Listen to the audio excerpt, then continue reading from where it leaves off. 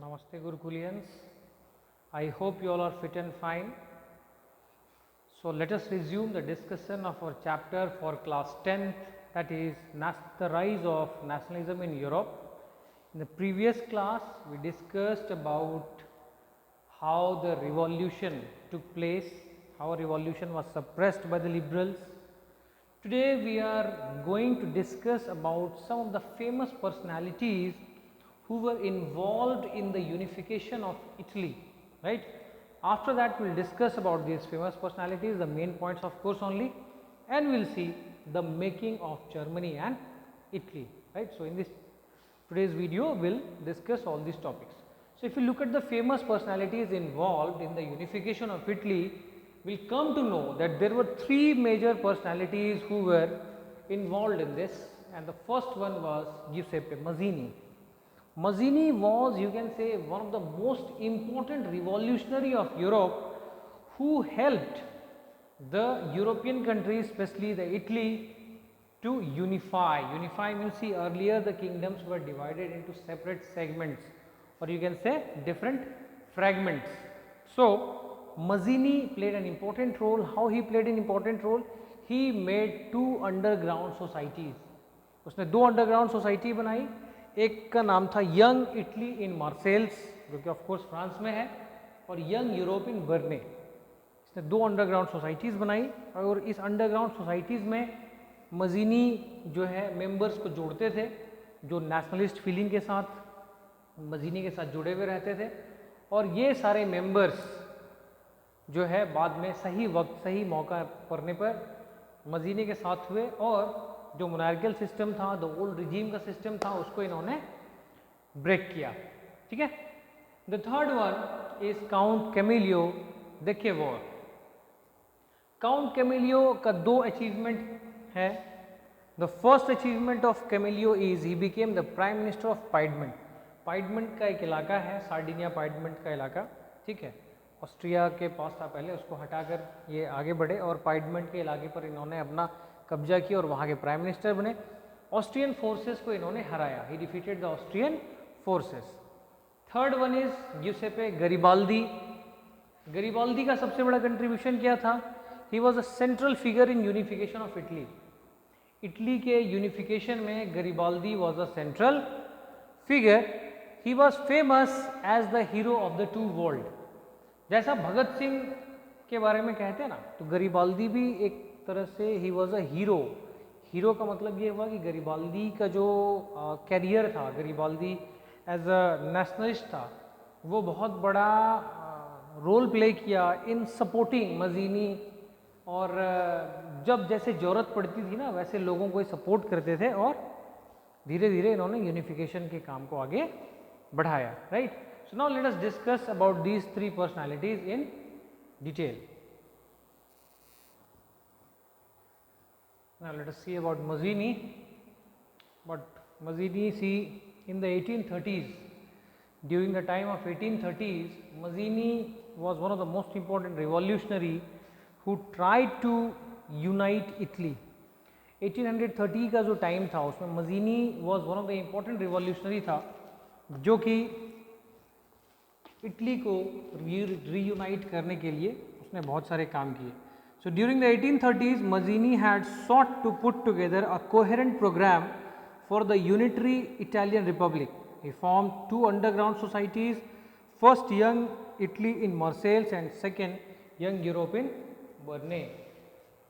मजीनी का ऐसा मानना था कि जो इटली जो फ्रेगमेंट्स में बटे हुए हैं, उस इटालियन फ्रेगमेंट को हमें एक करना होगा, यूनाइट करना होगा, और फिर इटली को जोड़ना होगा. वो इटली जो डिफरेंट किंगडम्स में बनी हुई थी, उसके लिए उसने सबसे पहला प्लान ऑफ एक्शन क्या किया? उसने दो अंडरग्राउंड सोसाइटीज़ फॉर्म की, जिसमें पहला सोसाइटी था यंग यूरोप और दूसरा था यंग इटली और यंग यूरोप. ठीक है. मजीनी का मानना क्या था? ही बिलीव दैट, मजीनी का ऐसा मानना था, he believe that God had intended nations to be the natural unit of mankind. भगवान ने जो नेशन को बनाया है, जैसे मान लीजिए भारत नेशन है, तो जो भारतीयों का जो अपना देश है, जो अधिकार है भारत के ऊपर, वो सिर्फ भारतीयों का है और इससे कोई छीन नहीं सकता है. ठीक है. तो ये बाकी लोग कौन होते हैं इस अधिकार को छीनने वाले। यही सोच मजीनी की थी कि इटली को यूनिफाई करना है, इटली को बढ़ाना है, तो इटली का जो दायरा है या फिर इटालियन रिवॉल्यूशनरीज या इटली के लोग जहाँ जहाँ फैले हुए हैं वो सब, उन सभी लोगों को एकजुट होना होगा और तब जाकर सही मायने में इटली जो है यूनिफाई होगी। पैच वर्क यानी जो अलग अलग किंगडम्स में बटे हुए थे उस किंगडम से इटली को आज़ाद होना होगा, ठीक है। And this is why Italy has to force into single unit. Italy को सिंगल यूनिट में होना बहुत ज़रूरी है और वाइडर अलायंस बनाना है, मतलब अपने आप को फैलाना है। मेटरनिच ने पता है क्या कहा है इसके बारे में, मेटरनिच ने मजीनी के बारे में, Metternich has said that this man is the most dangerous enemy of social order। मेटरनिच ने कहा था कि समाज का ये सबसे बड़ा दुश्मन है। क्यों? क्योंकि समाज में मजीनी क्रांति ला रहा था, समाज में मजीनी बदलाव ला रहा था। Okay, so this is all about Mazzini. Now we will see about Count Camillo de Cavour. Now see about Count Camillo de Cavour. He was a diplomat. See, he was a very tactful diplomat, and through his tactful diplomacy, he became the Prime Minister of Piedmont from 1852 to 1860. Earlier, he was Chief Minister, right? He was the Chief Minister, Cavour, who became Prime Minister of Piedmont from 1852 to 1860. He made alliance with France since he knew French language. So through this tactful diplomatic he made alliance with France। France के साथ उसने tie up किया और बड़े ही smart तरीके से, बहुत ही अच्छे, या फिर आप कह सकते हैं बिल्कुल जैसे डिप्लोमेट्स करते हैं जो पढ़े लिखे IAS ऑफिसर्स होते हैं, उसने क्या किया, सार्डिनिया पाइडमेंट के ऊपर उन्होंने जीत हासिल की ऑस्ट्रियन फोर्सेस को हराकर 1859 में। और उसके बाद काउंट कैमिलियो दे केवोर जो है बहुत बड़े हीरो के रूप में उभर कर आए, right. So this was about Count Camillo. Next will see about Garibaldi. So the third figure of the Italian revolutionary is Giuseppe Garibaldi। See, Garibaldi was also one of the important figure in the revolution of Italy. He was a central figure in the unification of Italy since he personally commanded and fought in many military battles। गरीबाल्दी एक important figure इसलिए भी होता है क्योंकि गरीबाल्दी ने बहुत सारी लड़ाइयाँ लड़ी है, और ख़ास करके साउथ अमेरिका और यूरोप की जब बात की जाए तो उसमें गरीबाल्दी के पास एक बहुत बड़ा एक्सपीरियंस था, क्योंकि इसे ही has been called the hero of the two worlds. यहाँ पर इस दो वर्ल्ड का हीरो कहा जाता था क्योंकि गरीबाल्दी इन दो जगहों के बारे में बहुत अच्छे से जानता था, प्लस इनके वॉर टेक्निक्स को वो पहचानता था, जिसका फ़ायदा इटालियंस को उसने दिया बाद में यूनिफाई करने के लिए, या फिर आप क्यों कहें इटालियन आर्मी को आगे बढ़ाने में भी काफ़ी उसने मदद की। Garibaldi was very much influenced by Mazzini. Mazzini से गरीबाल्दी काफ़ी ज़्यादा इन्फ्लुएंस था, और मजीनी ने जब अपनी सोसाइटी बनाई तो इसने मजीनी के सोसाइटी यंग इटली मूवमेंट को ज्वाइन किया और वहाँ पर मजीनी की बहुत मदद की।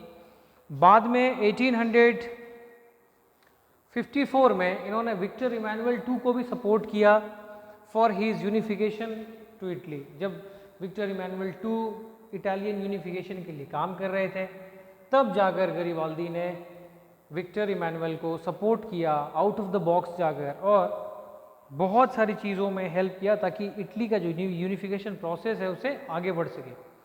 1860 में, अगर 1860 की बात की जाए, इन 1860 he led the famous expedition of the 10,000 to South Italy with his red shirt army।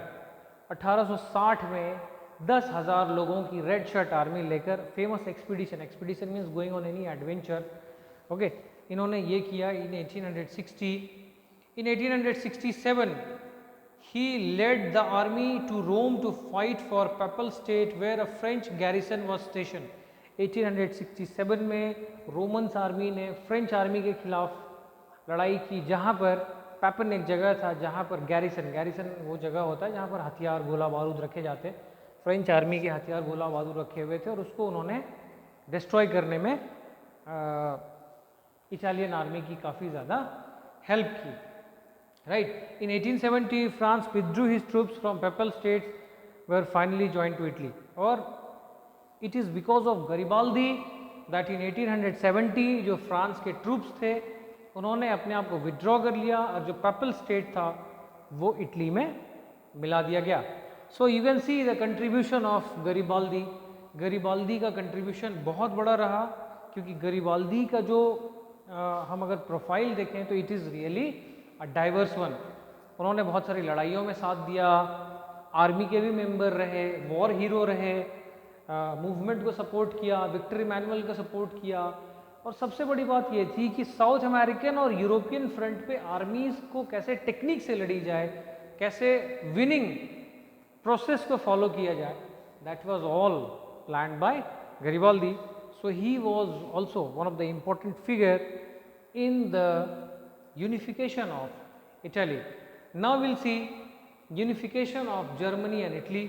Germany और इटली का यूनिफिकेशन क्या हुआ और कौन कौन से इवेंट थे जिसने यूनिफिकेशन को आगे बढ़ाया, and will see the strange case of Britain. इन चीज़ों को हम अभी देखेंगे आगे. ओके,